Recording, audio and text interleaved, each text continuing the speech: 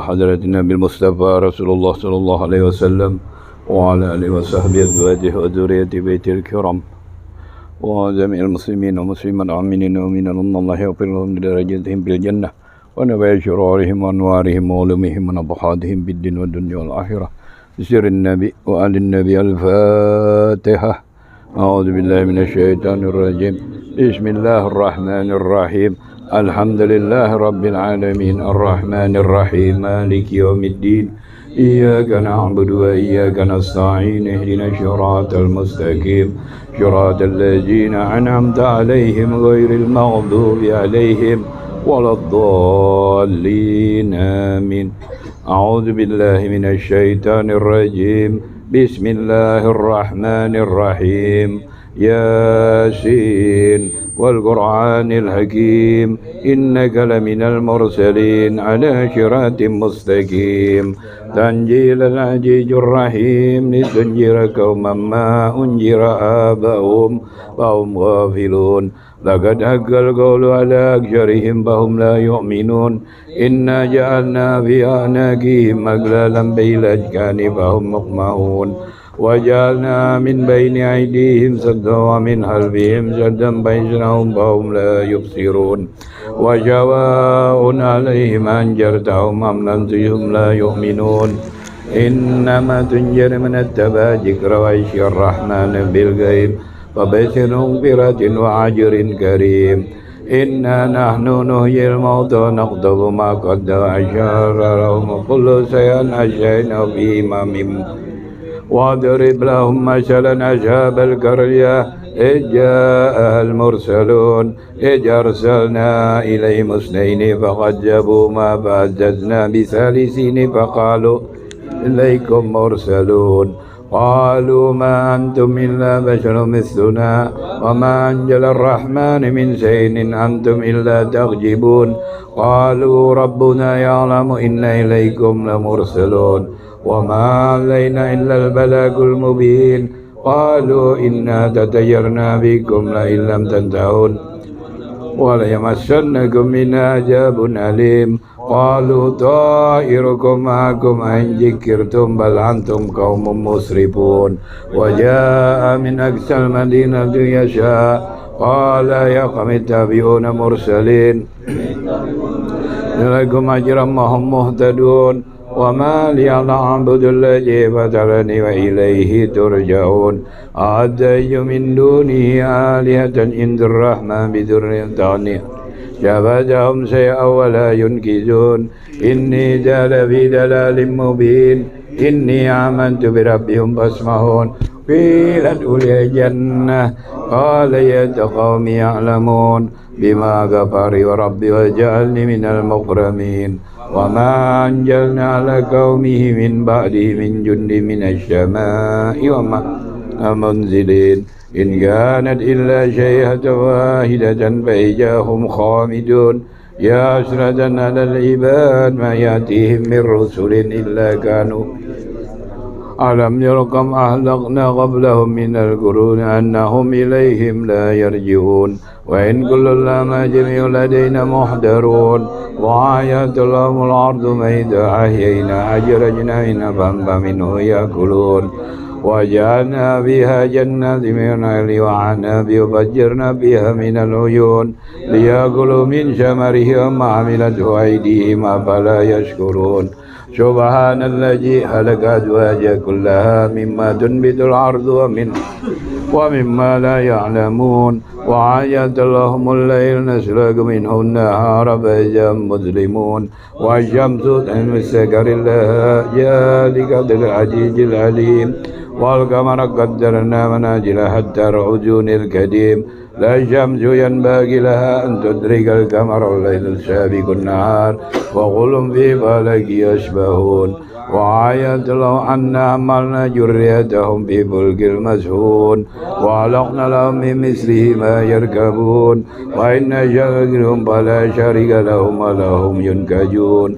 إلا رحمة منا متاعا إلى حين وإياك اتقوا ما بين أيديكم وما خلفكم ترحمون وما تأتي من آيات ربهم إلا كانوا موردين وإياك لأنفقوا مما رزقكم الله قال الذين كفروا للذين آمنوا نطعم ما لا يشاء الله أطعمه إن أنتم إلا في ضلال مبين ويقولون متى هذا إن كنتم صادقين ما ينظرون إلا شيئا واحدة تأخذهم وهم يقسمون ولا يسجدون ولا تزيد ولا إلى أهلهم يرجعون ونبيع في الشور في يوم الأحداث إلى ربهم ينسلون قالوا يا ويلنا من بعثنا من مرقدنا هذا وحد الرحمن وصدق المرسلون إن كانت إلا شيئا واحدة فإياهم خامدون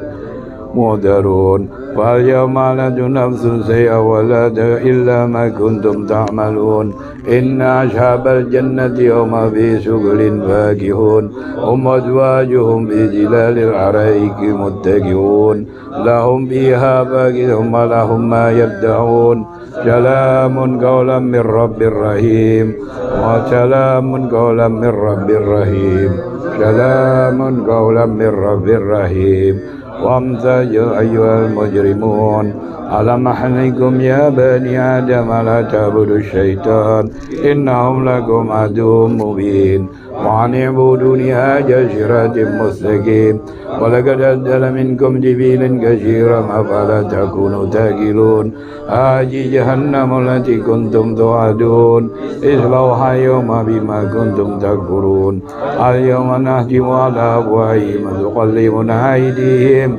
وتشهد أرجلهم بما كانوا يكسبون ولو نشاء لتمسنا على أعين بهم فاستبقوا الصراط فأنى يبصرون ولو نشاء سمحناهم على مقالتهم ومسدهم وديا ولا يرجعون ومن نعمره نكسه بخلقه فلا يأكلون وما علمناه شعرا ما ينبغي له إن هو إلا ذكر وقرآن مبين لينذر من كان حيا يحيق القول على الكافرين أولم يروا أنا خلقنا لهم مما عملت أيدينا أنعاما فهم لها مالكون وجللنا لهم ومنها ركوبهم ومنها يأكلون ولهم فيها منافع ومشارب أفلا يشكرون واتخذوا من دون الله آلهة لعلهم ينصرون لا يستطيعون صومهم لهم جند مهدرون ولجأ قولهم إنا منشر ما يعلنون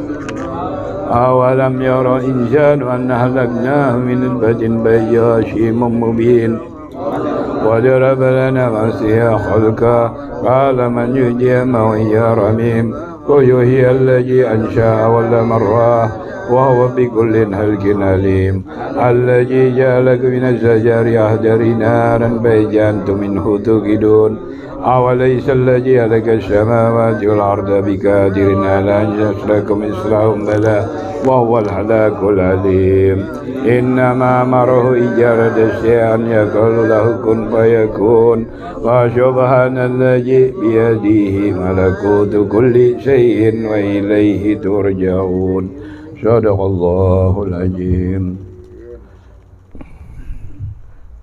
من الله بسم الله الرحمن الرحيم الحمد لله رب العالمين اللهم صل على سيدنا محمد وعلى آله وصحبه وبارك وسلم اللهم إننا نستحفظك ونستودعك ديننا وأنفسنا وأهلنا وأولادنا وأموالنا وكل شيء آتيتنا اللهم اجعلنا فيك وأمانك وجوارك وإياك من كل شيطان مريد وجبار عنيد وجاهن وجبكن من شر كل جسر إنك على كل شيء قدير اللهم جملنا بالعافية والسلامة وأقنا بالتقوى والاستقامة وجبات الندامة إنك سميع الدعاء اللهم اغفر لنا ولوالدينا ولأولادنا ولمشايخنا ولإخواننا في الدين وللأصحابنا وأحبابنا لمن أحبنا فيك لمن أحسن إلينا وللمؤمنين والمؤمنات والمسلمين والمسلمات يا رب العالمين وارزقنا كمال متبادله ظاهرا وباطنا بعافية وسلامة برحمتك يا أرحم الراحمين برحمتك يا أرحم الراحمين برحمتك يا أرحم الراحمين وصلى اللهم على عبدك ورسولك سيدنا محمد وعلى آله وصحبه وسلم. سبحان ربك رب العزة عما يصفون وسلام على المرسلين والحمد لله رب العالمين.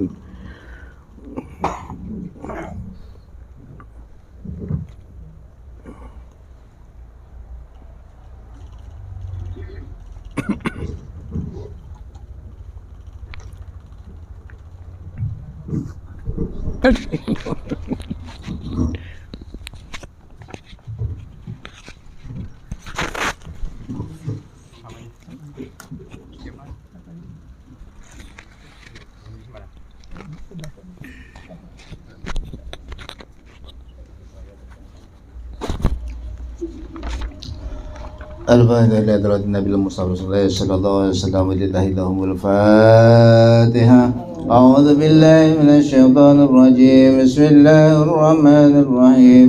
الحمد لله رب العالمين الرحمن الرحيم مالك يوم الدين. إياك نعبد وإياك نستعين. اهدنا الصراط المستقيم صراط الذين أنعمت عليهم غير المغضوب عليهم ولا الضالين آمين. أعوذ بالله السميع العليم من الشيطان الرجيم. أعوذ بالله السميع العليم من الشيطان الرجيم. أعوذ بالله السميع العليم من الشيطان الرجيم. لو أنزلنا هذا القرآن على جبل لرأيته خاشعا متصدعا من خشية الله وتلك الأمثال نضربها للناس لعلهم يتفكرون. والله الذي لا إله إلا هو عالم الغيب والشهادة هو الرحمن الرحيم. والله الذي لا إله إلا هو الملك القدوس السلام المؤمن المهيمن العزيز الجبار المتكبر سبحان الله عما يشركون. والله الخالق البارئ المصور له الأسماء الحسنى يسبح له ما في السماوات والأرض وهو العزيز الحكيم. أعوذ بالله السميع العليم من الشيطان الرجيم. أعوذ بالله السميع العليم من الشيطان الرجيم. السميع العليم من الشيطان الرجيم. أعوذ بالله كلمات الله التامة من شر ما خلق. أعوذ بالله كلمات الله التامة من شر ما خلق. أعوذ بالله كلمات الله التامة من شر ما خلق. بسم الله لا يضر مع اسمه شيء في الأرض ولا في السماء وهو السميع العليم. بسم الله الذي لا يضر مع اسمه شيء في الأرض ولا في السماء وهو السميع العليم. بسم الله لا ما اسمه شيء في الأرض ولا في السماء وهو السميع العليم. بسم الله الرحمن الرحيم. ولا حول ولا قوة إلا بالله العلي العظيم. بسم الله الرحمن الرحيم. ولا حول ولا قوة إلا بالله العلي العظيم. بسم الله الرحمن الرحيم. لا حول ولا قوة إلا بالله العلي العظيم. قوة إلا بالله العلي العظيم. بسم الله الرحمن الرحيم. ولا حول ولا قوة إلا بالله العلي العظيم. بسم الله الرحمن الرحيم. ولا حول ولا قوة إلا بالله العلي العظيم. بسم الله الرحمن الرحيم. ولا حول ولا قوة إلا بالله العلي العظيم. بسم الله الرحمن الرحيم. ولا حول ولا قوة إلا بالله العلي العظيم. بسم الله الرحمن الرحيم. ولا حول ولا قوة إلا بالله العلي العظيم. بسم الله الرحمن الرحيم. ولا حول ولا قوة إلا بالله العلي العظيم. بسم الله الرحمن الرحيم. بسم الله الرحمن الرحيم. بسم الله توصلنا بالله. بسم الله توكلنا بالله. بسم الله توصلنا بالله. بسم الله توكلنا بالله. بسم الله توصلنا بالله. بسم الله توكلنا بالله. بسم الله آمنا بالله. ومن يؤمن بالله لا خوف عليه. بسم الله آمنا بالله. ومن يؤمن بالله لا خوف عليه. بسم الله آمنا بالله. ومن يؤمن بالله لا خوف عليه. سبحان الله عز الله. سبحان الله جل الله. سبحان الله عز الله. سبحان الله عز الله سبحان الله جل الله سبحان الله بحمده سبحان الله العظيم سبحان الله بحمده سبحان الله العظيم سبحان الله بحمده سبحان الله العظيم سبحان الله والحمد لله لا إله إلا الله والله أكبر سبحان الله الحمد لله إلا الله الله أكبر سبحان الله الحمد لله ولا إله إلا الله الله أكبر سبحان الله الحمد لله لا إله إلا الله الله أكبر يا لمن بخلقه يا قدير بخلقه الطف بنا يا لطيف يا عليم يا خبير يا لطيف بخلقه يا عليم بخلقه يا خبير بخلقه الطف بنا يا لطيف يا عليم يا خبير يا لطيف بخلقه يا عليم بخلقه بالخلق يوضب بنا يا لطيف يا عليم يا خبير يا لطيف لم يزل أوضب بمن إنك لطيف لم تزل أوضب بنا والمسلمين يا لطيف لم يزل أوضب بنا بما نزل إنك لطيف لم تزل أوضب بنا والمسلمين يا لطيف لم يزل أوضب بنا بما نزل إنك لطيف لم تزل أوضب بنا والمسلمين لا إله إلا الله لا إله إلا الله لا إله إلا الله لا إله إلا الله لا إله إلا الله لا إله إلا الله لا إله إلا الله لا إله إلا الله لا إله إلا الله لا إله إلا الله لا إله إلا الله لا إله إلا الله لا إلا الله لا إله إلا الله لا إله إلا الله لا إله إلا الله لا إلا الله لا إله إلا الله لا إله إلا الله لا إله إلا الله لا إله إلا الله لا إله إلا الله لا إله إلا الله لا إله إلا الله لا إله إلا الله لا إلا الله لا إله إلا الله لا إله إلا الله لا إله إلا الله لا إله إلا الله لا إله إلا الله لا إله إلا الله لا إله إلا الله لا إله إلا الله لا إله إلا الله لا إله إلا الله لا إلا الله لا إله إلا الله لا إله إلا الله لا إله إلا الله محمد رسول الله صلى الله عليه وسلم حسبنا الله ونعم الوكيل حسبنا الله ونعم الوكيل حسبنا الله ونعم الوكيل حسبنا الله ونعم الوكيل حسبنا الله ونعم الوكيل حسبنا الله ونعم الوكيل حسبنا الله ونعم الوكيل اللهم صل على سيدنا محمد اللهم صل عليه وسلم اللهم صل على سيدنا محمد اللهم صل عليه وسلم اللهم صل على سيدنا محمد اللهم صل عليه وسلم اللهم صل على سيدنا محمد اللهم صل عليه وسلم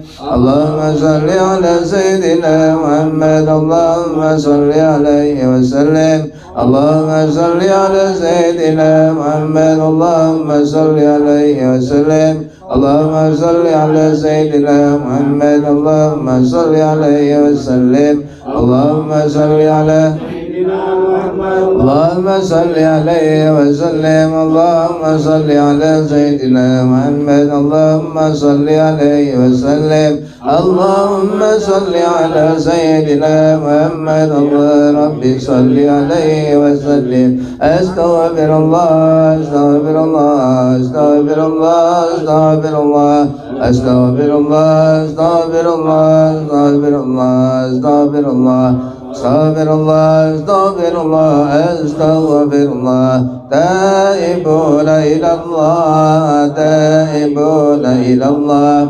تائبون إلى الله يا الله بها يا الله بها يا الله بحسن الخاتمة يا الله بها يا الله بها يا الله بحسن الخاتمة يا الله بها يا الله بها يا الله بحسن الخاتمة غفرانك ربنا وإليك المصير لا يكلف الله نفسا إلا وسعها لها ما كسبت وعليها ما اكتسبت ربنا لا تأخذنا إن نسينا أو أخطأنا ربنا لا تحمل علينا إصرا كما حملته على الذين من قبلنا ربنا لا تحملنا ما لا طاقة لنا به واعف عنا واغفر لنا وارحمنا أنت مولانا وانصرنا على القوم الكافرين. الحمد لله سيدنا حبيبنا وشفيع رسول الله محمد بن عبد الله وآله وأصحابه وأزواجه وذريته أن الله درجتهم في الجنة وينفعنا بأسرارهم وأنوارهم وعلومهم في الدين والدنيا والآخرة ويجعلنا من حزبهم ويرزقنا محبتهم وتوفنا على ملتهم وينشرنا في زمرتهم في خير ولطف وعافية بسر الفاتحة. أعوذ بالله من الشيطان الرجيم بسم الله الرحمن الرحيم الحمد لله رب العالمين الرحمن الرحيم مالك يوم الدين وإياك نستعين اهدنا الصراط المستقيم صراط الذين أنعمت عليهم غير المغضوب عليهم ولا الضالين. البان الله سيدنا المهاجر إلى الله أحمد بن عيسى وإلى رؤيا سيد الأستاذ الأعظم الفقيه المقدم محمد بن علي بعد وأنصرهم وفروعهم وذوي الحقوق عليهم أجمعين أن الله يغفر لهم ويرحمهم ويعلي درجاتهم في الجنة ويعفونا بأسرارهم وأنوارهم وعلومهم في الدين والدنيا والآخرة. الفاتحة. أعوذ بالله بسم الله الرحمن الرحيم الحمد لله رب العالمين الرحمن الرحيم مالك يوم الدين إياك نعبد وإياك نستعين اهدنا الصراط المستقيم صراط الذين أنعمت عليهم غير المغضوب عليهم ولا الضالين. البن إلى يا سيدنا حبيبنا وبركنا وصاحب الرادم يأخذ بالأنفاس الحبيب عبد الرحمن العطاس ثم إلى روح الشيخ علي بن عبد الله بارش ثم إلى روح الحبيب عبد الرحمن بن العقيل العطاش ثم إلى روح الحبيب حسين بن عمر العطاش وأخواني ثم إلى روح عقيل وعبد الله وصالح بن عبد الرحمن العطاش ثم إلى روح الحبيب علي بن حسن العطاش ثم إلى روح الحبيب أحمد بن حسن العطاش وصولهم وفروعهم وذوي الحقوق عليهم أجمعين أن الله يغفر لهم ويرحمهم ويعلي درجاتهم في الجنة ويعفونا بأسرارهم وأنوارهم وعلومهم ونفحاتهم في الدين والدنيا والآخرة. الفاتحة. أعوذ بالله من الشيطان الرجيم بسم الله الرحمن الرحيم الحمد لله رب العالمين الرحمن الرحيم مالك يوم الدين إياك نعبد وإياك نستعين اهدنا الصراط المستقيم صراط الذين أنعمت عليهم غير المغضوب عليهم ولا الضالين.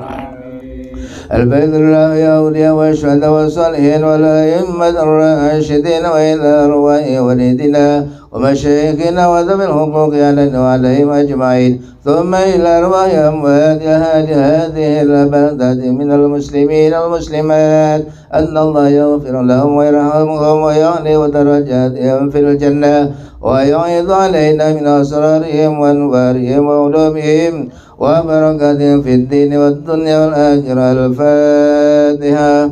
أعوذ بالله من الشيطان الرجيم بسم الله الرحمن الرحيم الحمد لله رب العالمين الرحمن الرحيم مالك يوم الدين إياك نعبد وإياك نستعين اهدنا الصراط المستقيم صراط الذين أنعمت عليهم غير المغضوب عليهم ولا الضالين آمين. الفائز بالقبول وتمام كل سوء ومأمول وصانع شأن ظاهر وباطنا في الدين والدنيا والآخرة دافعة لكل شر جالبة لكل خير لنا ولوالدنا وأولادنا وأحبابنا ومشايخنا في الدين مع اللطف والعافية والهدية أن الله ينور قلوبنا وقوالبنا مع الهدى والتقى والعفاف والغنى والموت على دين الإسلام والإيمان بلا من هذا ولا امتحان بحق سيدنا ولد عدنان وعلى كل يد صالحة وإلى حضرة النبي المصطفى رسول الله صلى الله عليه وسلم لله اللهم الفاتحة. أعوذ بالله من الشيطان الرجيم. بسم الله الرحمن الرحيم. الحمد لله رب العالمين الرحمن الرحيم مالك يوم الدين. إياك نعبد وإياك نستعين اهدنا الصراط المستقيم صراط الذين أنعمت عليهم غير المغضوب عليهم ولا الضالين آمين آمين يا رب العالمين. بسم الله الرحمن الرحيم. الحمد لله رب العالمين حمدا يوفينا ويكافئ مزيدا. يا ربنا لك الحمد كما ينبغي لجلالك وجهك الكريم وعظيم سلطانك. سبحانك لا نحصي ثناء عليك أنت كما أثنيت على نفسك فلك الحمد حتى ترضى ولك الحمد إذا رضيت ولك الحمد بعد الرضا. اللهم صل وسلم على سيدنا محمد في الأولين وصل وسلم على سيدنا محمد في الآخرين وصل وسلم على سيدنا محمد في كل وقت وحين وصل وسلم على سيدنا محمد في الملأ الأعلى إلى يوم الدين وصل وسلم على سيدنا محمد حتى ترث الأرض ومن علينا بها وأنت خير الوارثين. اللهم إنا نستعبدك ونستودعك أدياننا وأنفسنا وأولادنا وأموالنا وأهلنا وكل شيء أعطيتنا. اللهم اجعلنا وإياهم في كنفك ومالك وإيادك من كل شيطان مارد وجبار أذيد وذي عين وذي بين وذي حسد ومن شر كل ذي شر إنك على كل شيء قدير. اللهم جملنا بالعافية والسلامة وأقنا بالتقوى والاستقامة وعيذنا مجيبات الندامة إنك سميع الدعاء في الحال والمال إنك سميع الدعاء إنك سميع الدعاء. وصل اللهم بجلالك وجمالك على سيدنا محمد وعلى آله وصحبه أجمعين وارزقنا كمال متعبد الأوضاع وباطلا يا أرحم الراحمين. بفضل سبحان ربك رب العزة عما يصفون وسلام على المرسلين الحمد لله رب العالمين. تقبل الله منكم إلا منكم تقبل يا كريم. الله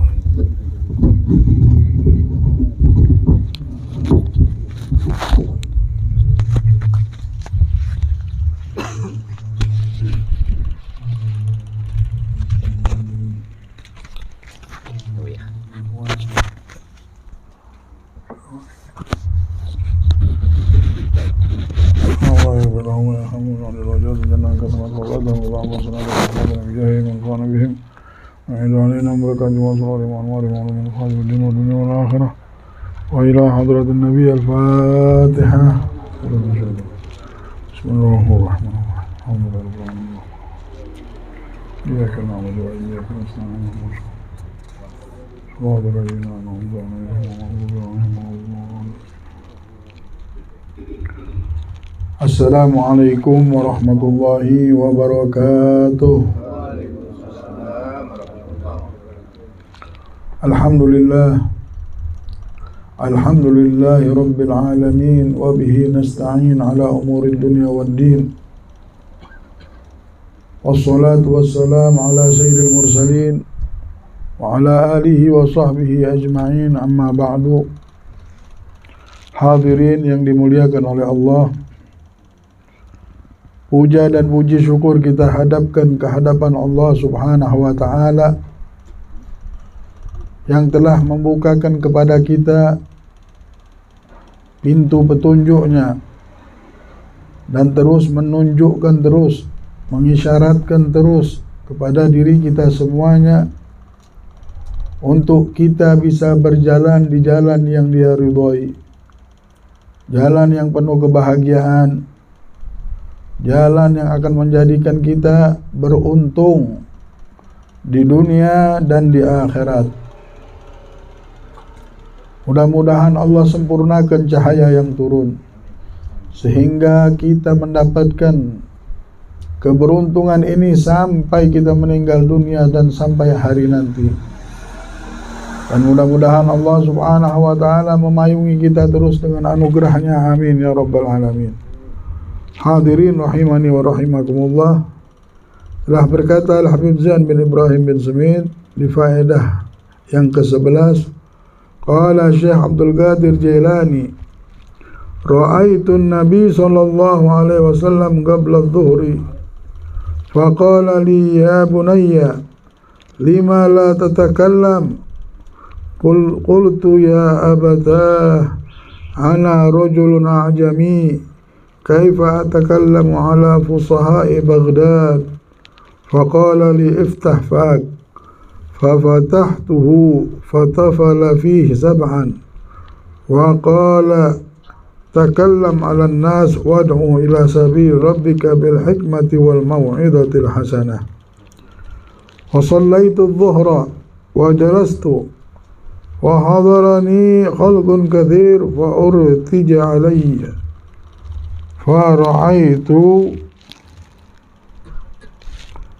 فرأيت عليا قائما بإزائي في المجلس فقال يا بني لما لا تتكلم فقلت يا أبتاه قد أرتج علي فقال افتح فاك ففتحته فطفل فيه ستا فقلت لما لا تكملها سبعا قال عدبا مع رسول الله sallallahu alaihi wasallam thumma tawara anni fatakallamtu.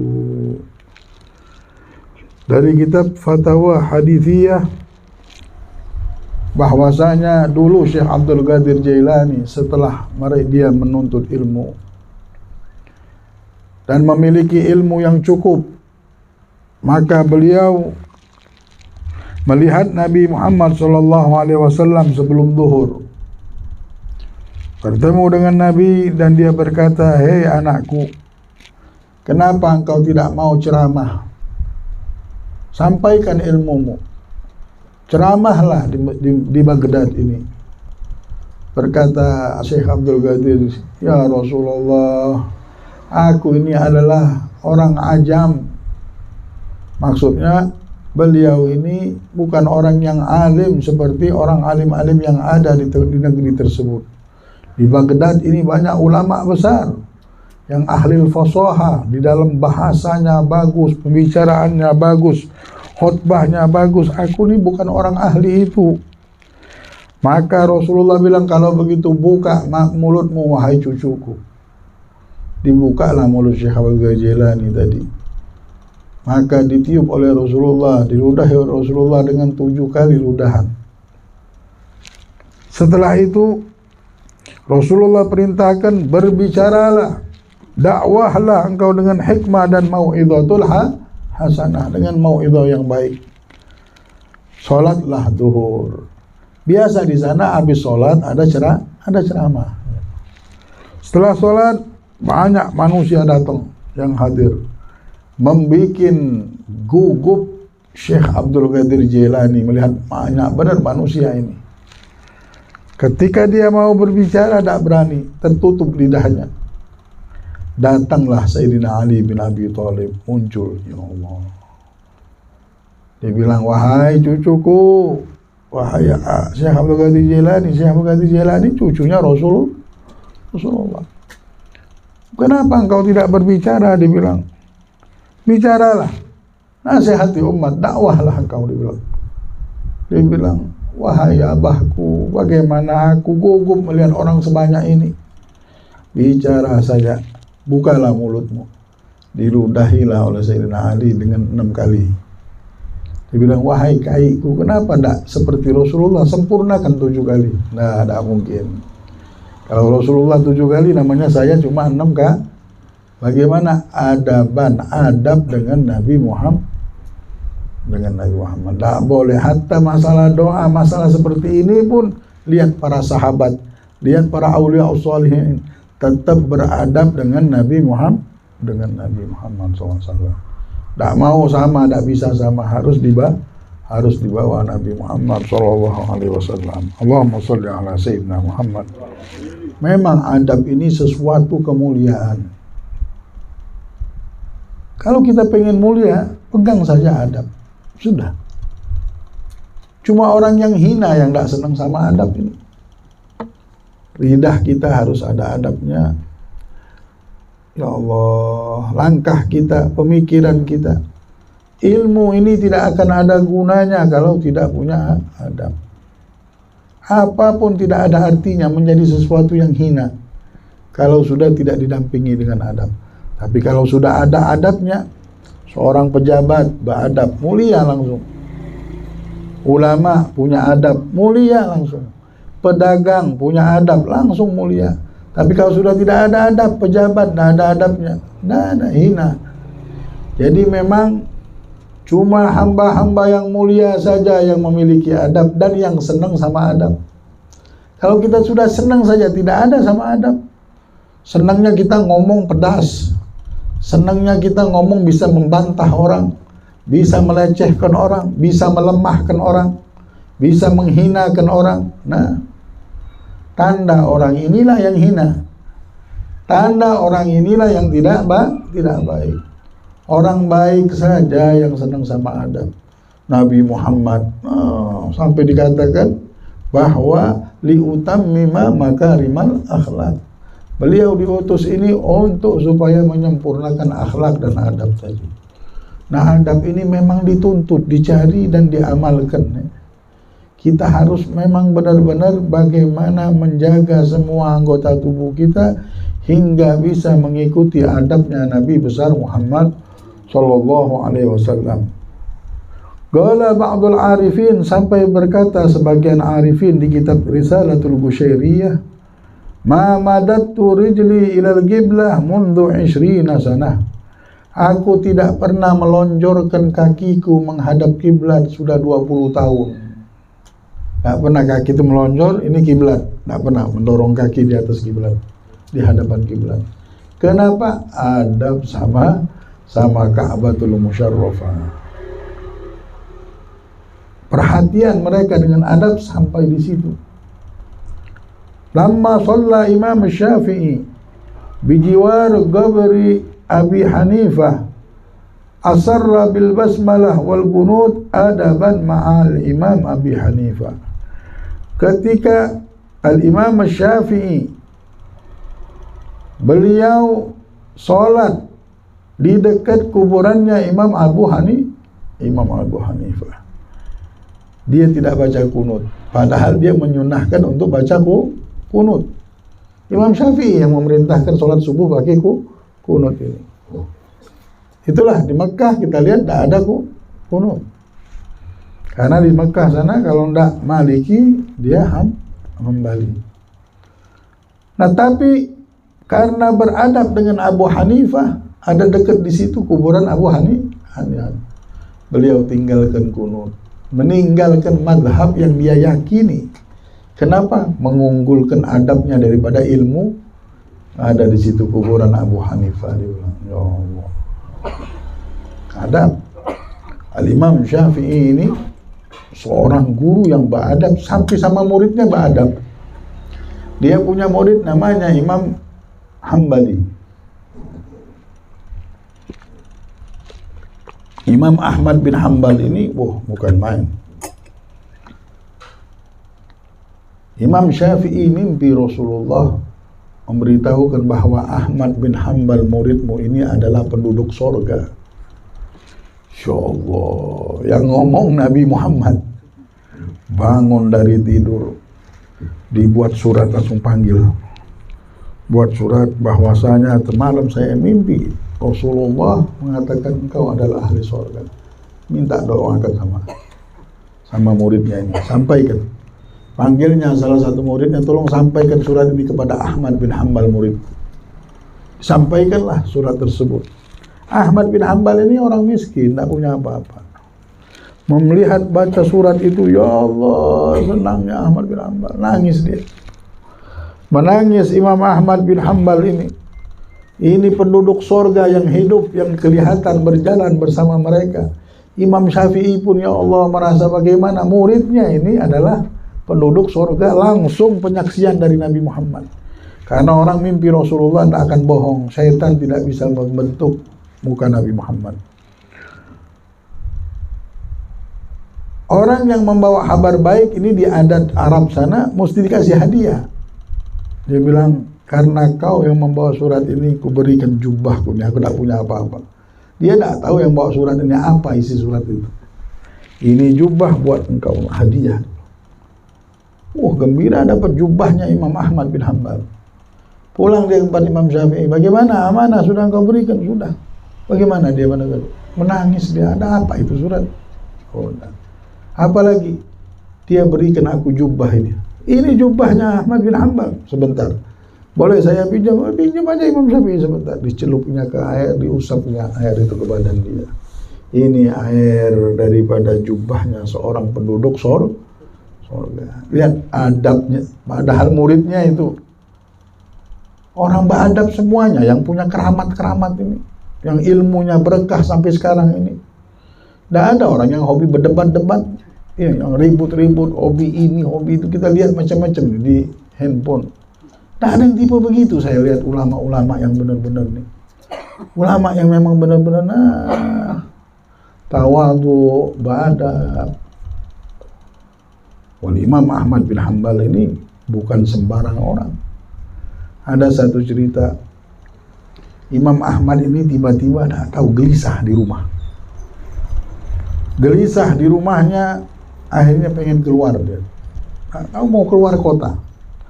Nyari jalan bagaimana tidak mau ke rumah di rumah. Padahal ini orang sudah wali besar. Tidak mungkin mendapatkan satu kejenuhan seperti ini jenuh pengen keluar.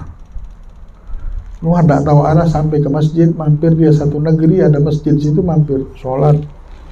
Karena sudah capek, udah umur, orang sudah tua juga, cukup tua. Dia mau istirahat di masjid, tidak diboleh, digeret sama penjaga masjid untuk keluar. Digeret sampai. Udah tua padahal. Tapi karena dia sabar, orang dulu tidak tahu yang mana Ahmad bin Hanbal. Tidak ada Facebook, tidak ada ini. Jadi orang tidak tahu muka, tahu nama, mukanya bagaimana tidak tahu. Sudah sampailah Imam Ahmad bin Hanbal ini di luar masjid, ada di depan masjid tukang roti, melihat orang tua digeret begitu, dia bilang, ya Syekh, kalau kau mau istirahat di rumah tempatku saja. Aku ini buat roti malam-malam, jadi aku tidak pakai kasur, tidurlah di tempatku ini. Tapi ada suara aku bekerja, tidak apa-apa. Dia bilang, oh tidak apa-apa. Dia bilang, sudah, saya istirahat di sini. Diantarkannya, ini tempat istirahatmu, duduk di sini ya Syekh, tidurlah. Minta maaf kalau saya ada suara sedikit. Dia bilang, karena saya buat roti. Tidurlah Ahmad bin Hanbal melihat tukang roti ini, astagfirullah, subhanallah, alhamdulillah. Itu bacaannya. Setiap dia buat roti baca astagfirullah, subhanallah, alhamdulillah, wa la ilaha illallah, Allahu akbar. Astagfirullah, subhanallah, alhamdulillah, wa la. Dilihat sama Ahmad bin Hanbal. Boleh saya bertanya, wahai anak muda? Boleh, dibilang. Apa yang kau dapatkan buah dari bacaanmu ini, istighfar dan bertasbih? Kau dapatkan manfaatnya? Dia bilang, aku dapatkan wahai Syekh. Tidaklah aku meminta sesuatu kecuali Allah kabulkan. Tak pernah dia minta apapun kecuali diterima. Kabulkan sama Allah, kabulkan sama Allah. Tapi ada satu hajat yang belum Allah kabulkan. Yang lain sudah dikabulkan Allah. Aku minta ini kabul, tapi hajat ini belum. Dan aku minta itu hajat dikabulkan oleh Allah. Apa itu hajatnya? Penasaran aku, dibilang. Hajatku, aku meminta kepada Allah, ya Rabb, jangan kau cabut nyawaku ini ya Allah sebelum kau pertemukan aku dengan Imam Ahmad bin Hanbal. Dia bilang. Imam Ahmad bin Hanbal? Iya, dia bilang. Aku minta Allah ketemukan aku dengan Ahmad bin Hanbal. Langsung ngisep nafas ini Imam Ahmad. Gara-gara makhluk ini saya dikirim sama Allah keluar, disuruh dipaksa keluar ya. Untuk keluar rumah, tak tahu arah, tak tahu tujuan, sampai digeret-geret orang depan masjid. Gara-gara doa orang ini. Engkau mau tahu? Akulah Ahmad bin Hanbal. Engkau Ahmad bin Hanbal, dipeluknya menangis. Ya Allah, kau kabulkan hajatku ini ya Allah. Dia bilang, kau tahu gara-gara kaulah aku dikeluarkan sama Allah dari rumah ini untuk bertemu denganmu. Allah, ini kedudukan orang yang dekat sama Allah. Orang kalau sudah dekat sama Allah, kenal sama Allah, berdatangan kebaikan itu. Kebaikan yang berdatangan. Mahal dekat sama Allah, ini mahal benar. Kira-kira kalau batu ini, ada batu, Habib punya batu. Mahal, mau Habib taruh di depan rumah, tidak mungkin ya. Bukan batu kerikil ini, batu mulia, batu mahal. Kalau batu yang mahal saja kita taruh di mana? Di berangkas. Setelah kita masuk ke dalam berangkas, apa? Kita kunci lagi berangkasnya itu. Nah, berangkasnya ini ada di dalam lemari. Di dalam lemari tadi kita kunci lagi lemarinya. Setelah lemarinya kita kunci, lemari yang besarnya itu lagi kita kunci lagi. Setelah itu kamar kita kita kunci lagi. Ruangan tengah kita kunci lagi. Baru ada ruangan depan ada kuncinya lagi. Habisnya pagar kunci lagi. Ya Allah. Itu baru batu yang berharga. Nah, begitu juga kenal sama Allah ini sesuatu yang dari orang kebingungan, lupa sama dunia ini, nak mabuk. Jadi orang yang bisa dapatkan jalan, bisa kenal sama Allah, bisa dekat sama Allah, ini barang berharga. Berapa kunci mesti dia lewatin. Kalau Allah buka pintu ini untuk kita bisa dekat sama dia, kenal sama dia, beruntung kita. Kalau enggak, ya hidup seperti ini sudah. Hidup dengan makan minum yang sekarang sudah lama kita jalani, tidak ngerti apa-apa kita sama hidup ini. Langit sebesar ini tidak mengajari kita. Matahari sebesar itu setiap hari menyinari, tidak pernah mengajarkan kita, memberikan petunjuk bahwa hidupmu ini adalah untuk dekat dan mengabdi kepada Allah. Cuma kita jadikan hidup untuk makan dan minum dan memuaskan hawa nafsu kita. Menyimpan harta, mengumpulkan harta. Yahsabu anna malahu akhladah. Mereka menyangka harta mereka yang akan menjadikan mereka kekal. Tak mengerti dengan apa yang Allah ciptakan. Tak tahu urusan dengan Allah. Barang mahal ini ya. Nah, kalau kita sudah dapat kesempatan, jangan pernah kita tinggalkan kesempatan itu. Pelihara benar-benar. Kita bareng-bareng memelihara jalan ini. Jalan yang kita bangun bersama-sama ini, kita pelihara bersama-sama. Supaya terbuka terus, sempurna. Dunia dan isinya ini dan kejadian dunia tidak menghancurkan hubungan kita. Dan tidak bisa menipu kita. Dan tidak bisa menggadaikan surga yang Allah berikan kepada kita. Barang mahal. Mari kita dekat sama Allah. Jangan jauh-jauh lagi. Jangan mikir kemana-mana lagi. Kita bisa targetkan, kita mau dapat hasil duit segini, dapat harta segini, dapat kerjaan ini. Targetkanlah sekarang ini dapat Allah. Dekat sama Allah. Dekat sama Rasulullah. Itu target segala-galanya. Dunia akan ngejar kita. Lihat ini orang. Gara-gara memuji Allah terus. Ingat sama Allah. Imam Ahmad bin Hanbal pun keluar datang mengejarnya. Allah kirim apa yang dia inginkan, yang dia hajatkan dikabulkan oleh Allah. Tapi Allah akan memberikan sesuatu yang terbaik. Hidup di dunia ini hukum hidup. Pasti ada yang baik dan buruk. Pasti ada peperangan antara yang benar, yang salah. Kita lihat ada Palestina, ada ini terus berperang, tidak akan ada yang kalah. Ini kalah, ini menang. Ini kalah, naik lagi. Ini begitu. Begitu, inilah dunia. Kalau sudah ada orang menang secara sempurna, namanya kiamat itu dunia. Ya, tidak ada lagi sudah. Kalau sudah tidak ada lagi yang menyembah Allah, tidak ada lagi yang menyebut la ilaha illallah, tidak ada umat Nabi Muhammad lagi, sudah baru kiamat. Tapi kalau selama masih hidup ini terus keburukan muncul, kebaikan muncul, itu tinggal kita di mana. Di dalam ujian dunia yang banyak ini kita di mana? Di baik atau di buruk. Tapi kalau untuk menang kalah itu sudah diatur. Memang hukumnya ini tidak akan ada menang sempurna dan tidak akan ada kalah sempurna. Karena memang harus ada peperangan terus di dunia ini. Inilah dunia. Karena disitulah Allah akan melihat siapa yang berbuat baik. Jadi bukan masalah kita dapatkan dunia ini dengan banyak kejadian. Tapi masalah musibah kalau kita tidak ngerti. Kalau kita tidak punya ilmunya, kalau kita tidak punya jalan dekat sama Allah, itu yang masalah. Kalau hidup ini jangan kita pindah berpikir, wah nanti itu sebentar tahun depan kita, tidak ada tahun depan berputar lagi. Ini lagi, begitulah dunia. Ya. Ini jadi teman, ini jadi lawan, ini jadi lawan, ini jadi teman, ini muter begitu saja. Yang masalahnya bukan itu sebenarnya.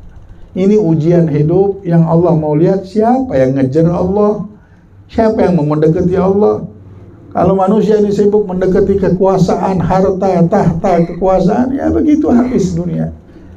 Main-main saja di dunia ini tidak ada arti.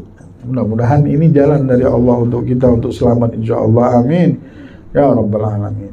Kana al-Habib Abdullah bin Husain bin Tahir idza kharaja min baiti akhi al-Habib Tahir kharaja haitsu la yuwalli dhahrahu ilaihi bal yarja' gahgara wa kana la yatakallam bi hadratihi illa idza bada'ahu akhuhu bil kalam. Ini ada dua saudara, Habib Abdullah bin Husain bin Tahir sama Habib Tahir bin Husain bin Tahir. Nah, Habib Abdullah bin Husain bin Tahir ini kalau keluar dari rumah saudaranya Habib Tahir tidak pernah keluar tuh ngadep langsung ke depan begini, nah, mundur ke belakang. Menghormati apa? Menghormati rumah kakaknya. Menghormati rumah kakaknya. Dan tidak pernah dia duduk ngomong kecuali kalau sudah kakaknya dulu ngomong, baru dia mau ikut ngomong. Tak pernah dia memulai. Kenapa? Adab orangnya. Jadi diam kalau misalnya kakaknya belum ngomong, dia diam. Kalau ngomong baru dia mau ngomong. Apa sebab? Adab. Hebat benar adab ya Abdullah bin Husain bin Tahir. Kana al-Habib Abdullah bin Husain bin Tahir yaqul mudh nasha'tu wa tarabbaitu ma'a akhi Tahir la a'lam anni taqaddamtu alayh hatta fi hal as-siba wal la'ib. Sesungguhnya semenjak aku dewasa dan aku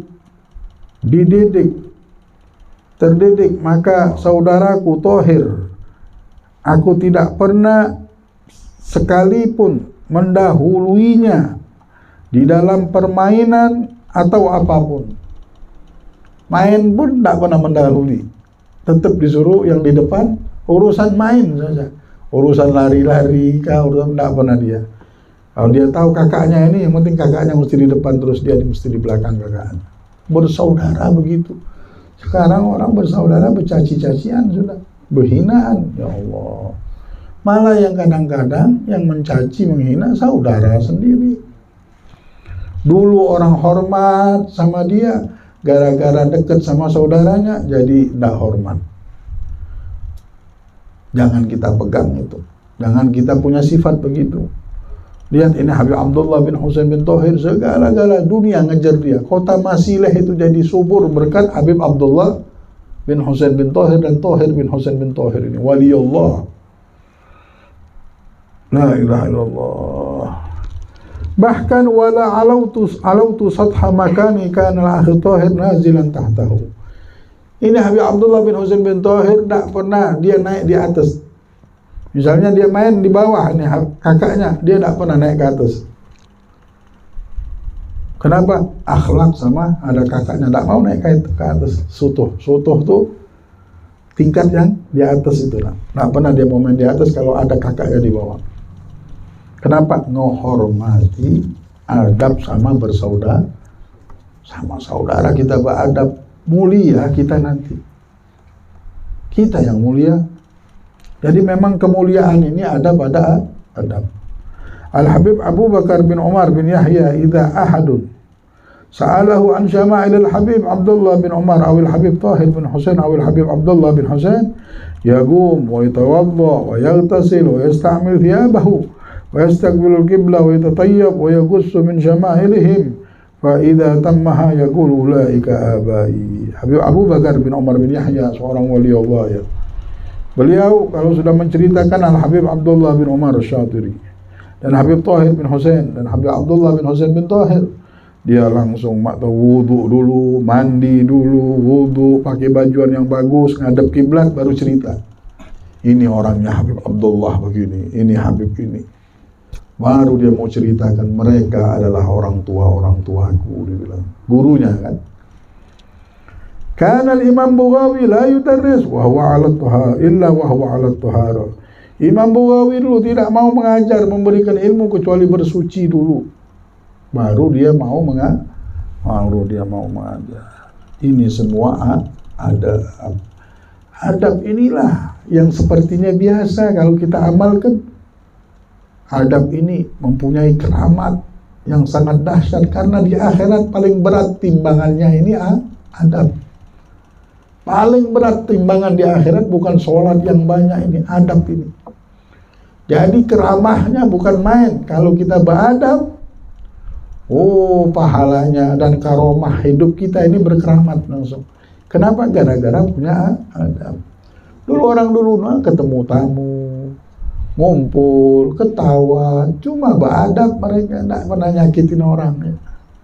Orang dengan adab ini orang senang, tidak ada yang sakit hati, jauh. Nah, mudah-mudahan kita berharap Allah memberi adab ini. Karena kita tidak sanggup, kita tidak ada kekuatan apa-apa, lemah kita ini. Nah tapi kalau kita minta terus, ya Allah berikan kami adab, ya Allah. Ya Allah kami hamba yang hina. Berikanlah kami kekuatan untuk ingat denganmu, untuk beradab dengan adab kekasihmu Nabi Muhammad. Anak keturunan kami hamba-hamba yang beradab, ya Allah berikanlah hidayah kepada kami dan anak keturunan kami dan keluarga kami. Kirimkanlah hidayahmu yang sangat mulia itu, ya Allah. Ya Allah jangan haramkan kami dan keluarga kami dan murid-murid kami, saudara kami, orang tua kami, ya Allah mendapatkan anugerah tersebut. Angkatlah segala kesialan hidup kami. Angkatlah segala yang tidak baik yang menimpa di dalam kehidupan kami. Cahayailah kehidupan kami dengan syafaat dan keberkahan Nabi Muhammad dan mukjizatnya Nabi Muhammad sehingga Engkau rubah keadaan kami menjadi keadaan yang baik. Ya Allah, cahayailah segala yang gelap yang menimpa kami, ya Rabb. Cahayailah ya segala yang gelap menimpa kami. Muliakanlah segala kehinaan yang kami miliki, ya Rabb. Ubahlah segala kehinaan tersebut menjadi sesuatu kemuliaan dunia dan akhirat. Segala ujian sesuatu darajat dunia dan akhirat. Rabbana atina fid dunya hasanah wa fil akhirati hasanah wa qina adzaban nar. Wa sallallahu ala sayyidina Muhammadin wa ala alihi wasallam. Walhamdulillahi rabbil alamin. Bismillahil Fatihah. Bismillahirrahmanirrahim.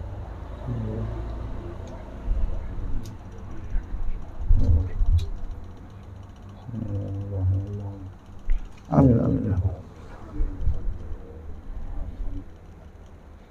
Amin ya Allah. Amin ya Allah.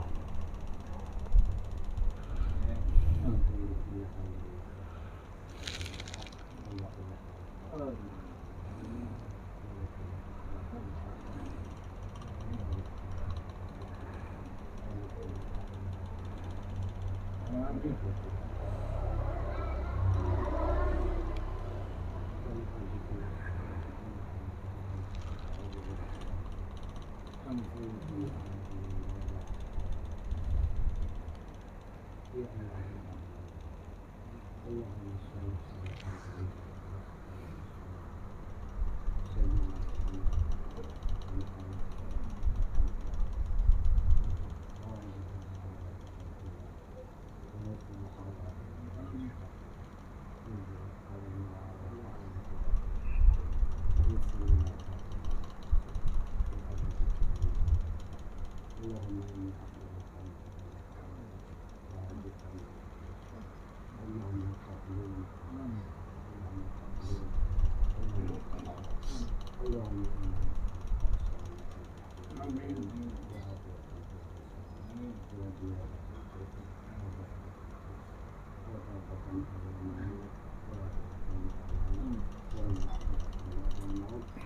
Amin.